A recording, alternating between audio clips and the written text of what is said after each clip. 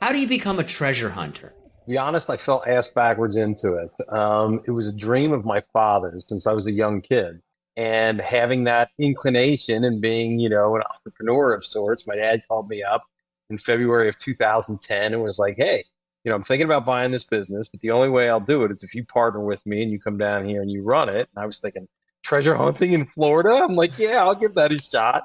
How does treasure hunting actually work? Like, the only thing that I know is from the movies. It's nothing like you see on TV. It's nothing like you see. It's really hard work. It's incredibly laborious. It's, you know, People think of it as scuba diving.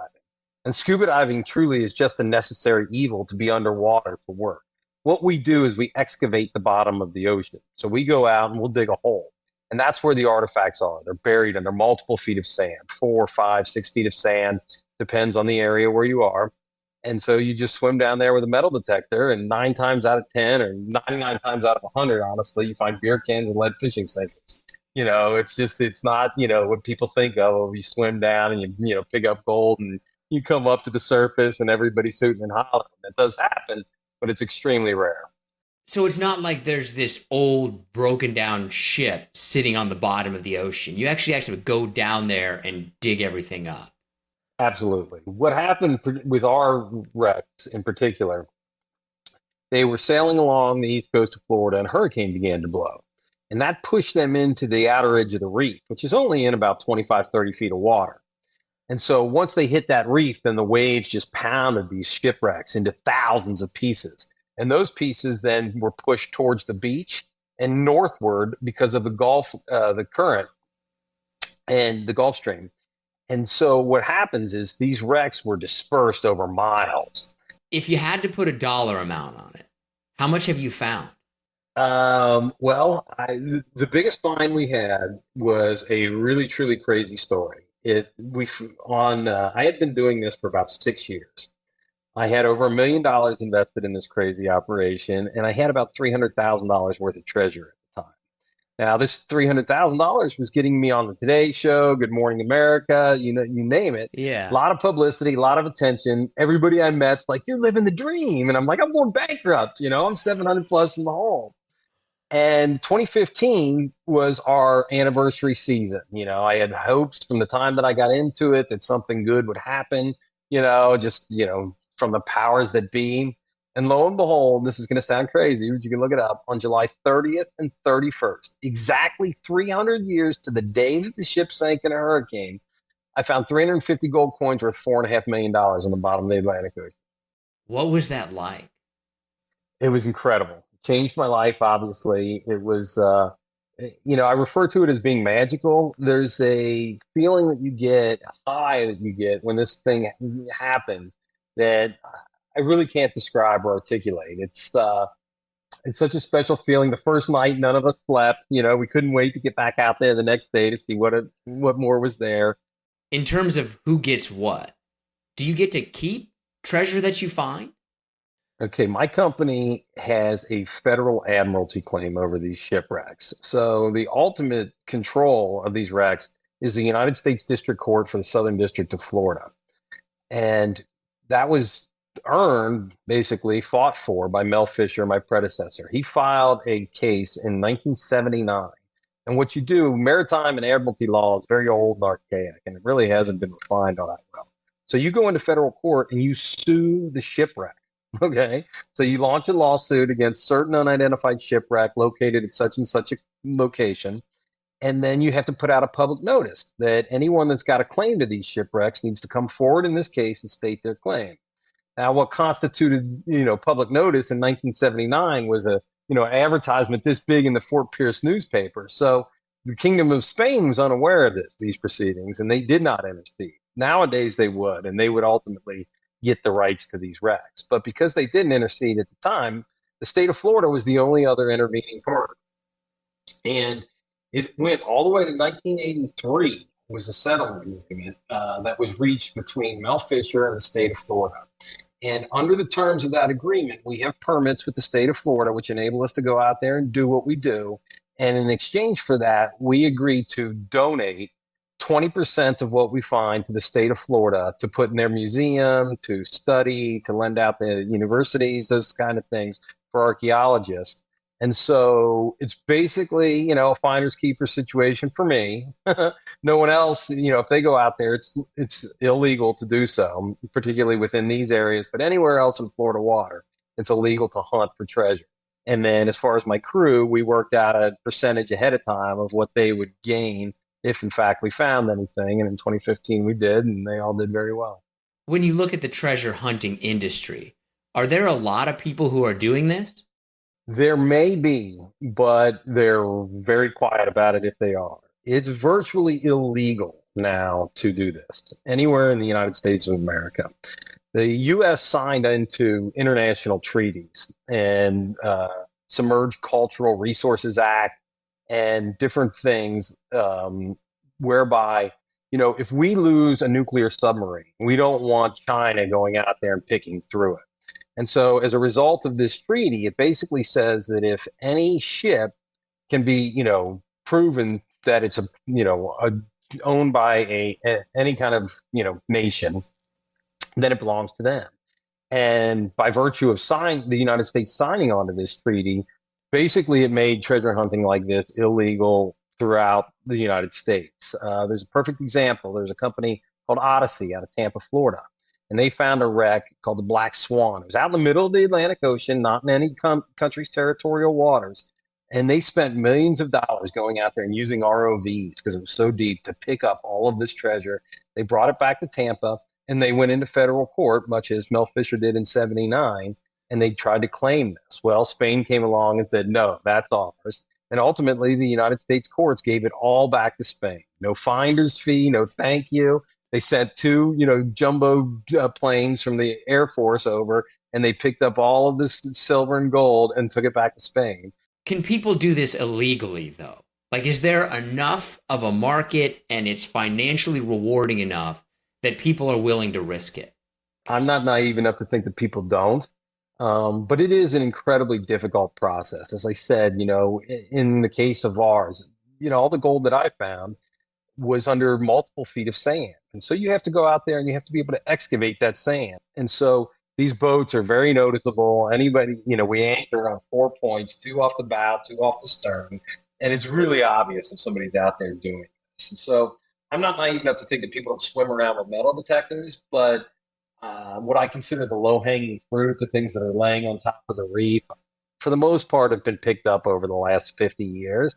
And there are certainly other areas of Florida where people do this as well, but there, really is no legal way. So I would have to think that anybody that is doing it, on the down low. When we talk about that 1715 treasure fleet, how much more could be down there? To be honest, no one knows. No one has any idea. There are crazy, crazy numbers thrown around, hundreds of millions of dollars. If I was to be perfectly frank, I don't believe that's the case. Worldwide, maybe there are, but, the shipwrecks that were, there's millions and millions of shipwrecks, all littered all over the ocean. Very few of them were carrying, vast hordes of precious cargo like these. What had happened was that Spain had, basically colonized, Central, South America, Mexico, and then they enslaved those peoples and put them to work in their mines. And so they were producing this gold and silver down there, and then they were shipping it back, through Havana, Cuba, on its way back to Spain. And so the vast majority of sunken Spanish treasure is either off the east coast of South America or Central America, around Cuba, or the east coast of Florida. Was Spain the only country that was really doing this, or is it more there's a lot of countries doing it, but Spain had really good records so we can find it? No, it was primarily Spain. Back from the 1500s through, the 1700s, Spain was the dominant maritime power in the world. And yeah, in the explorers, from Columbus, right on down to Pizarro.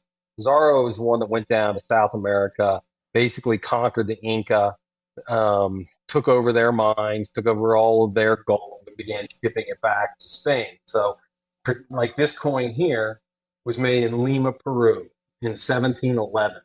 And so we find a lot of gold from Lima, Peru, a small amount from Cusco, Peru, and Bogota, Colombia, Mexico City. And so the Spanish, they had colonized, basically the West, and they were bringing up their valuables and sending them back to Spain. And there was no one else really doing that at the time.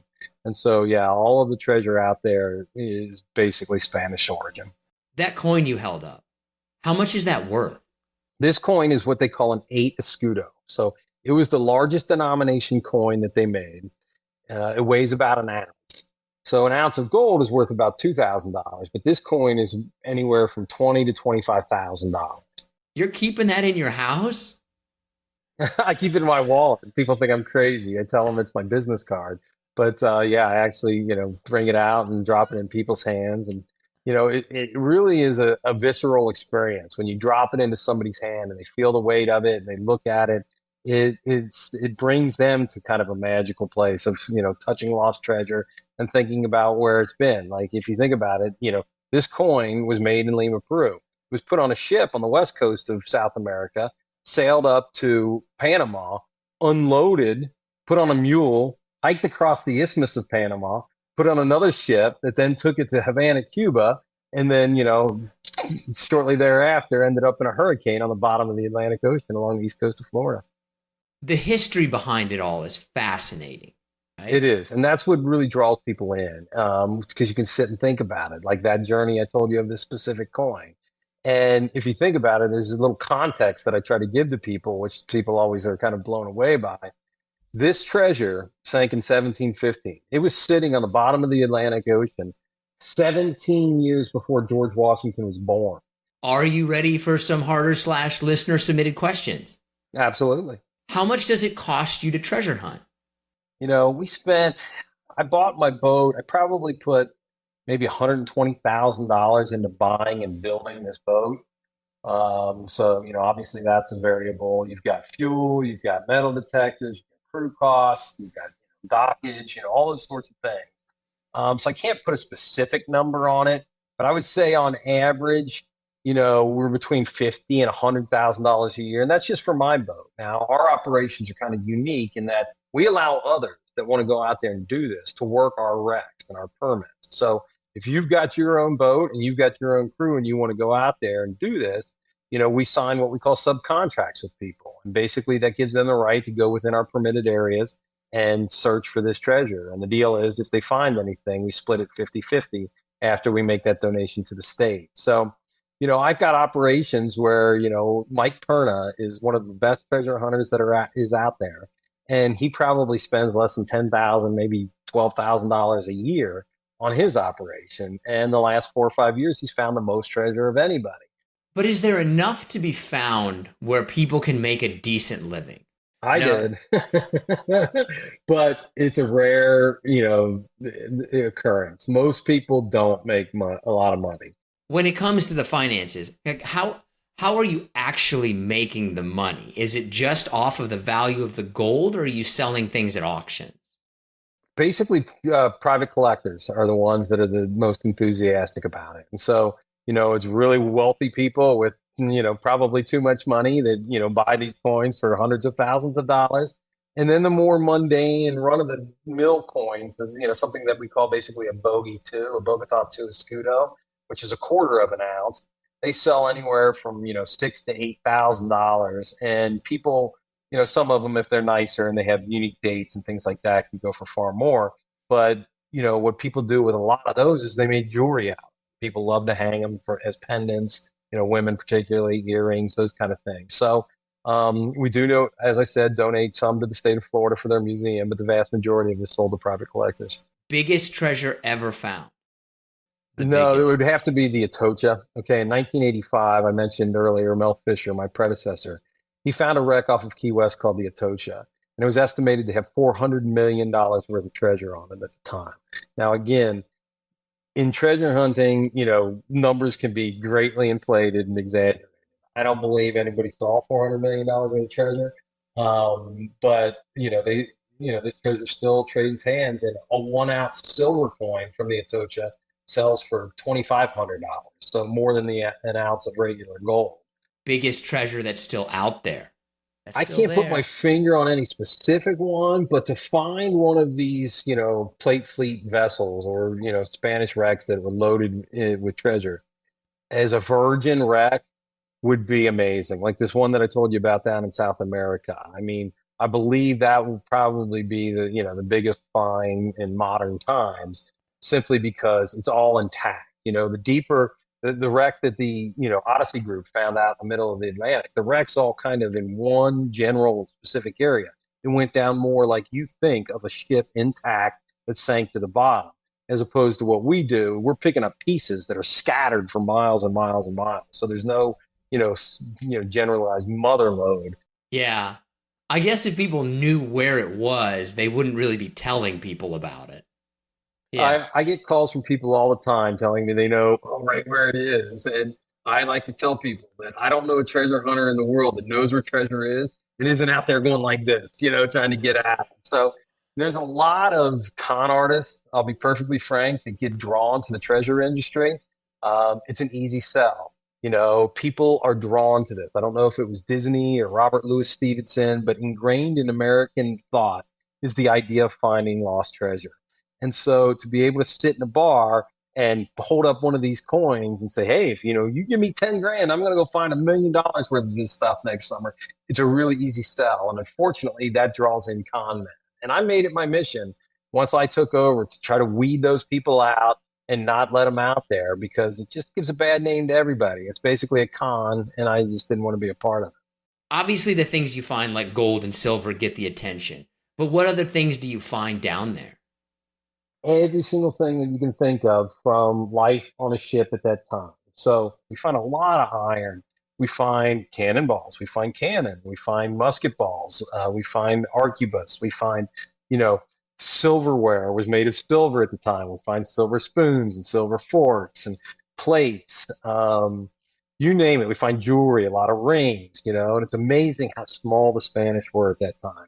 I mean, a ring that we find will not fit below my knuckle on my pinky, even the men's rings, because they were such tiny people. Is there a substantial market for all the rest of that stuff? Absolutely. Yeah, people are fascinated with the idea of sunken shipwrecks. And so I know the Fishers sell, musket balls, little lead musket balls for $15 a piece in their museum. I take mine and I hand them out to people that come to my house, stuff like that. To anybody I meet, I'm like, here you go, take a little souvenir. Broken pieces of pottery as well. I hand out to, people that come by. So it just kind of depends on your perspective. I've never been solely focused on the monetization of these artifacts. I like to share it, but obviously the gold, I did my best to monetize.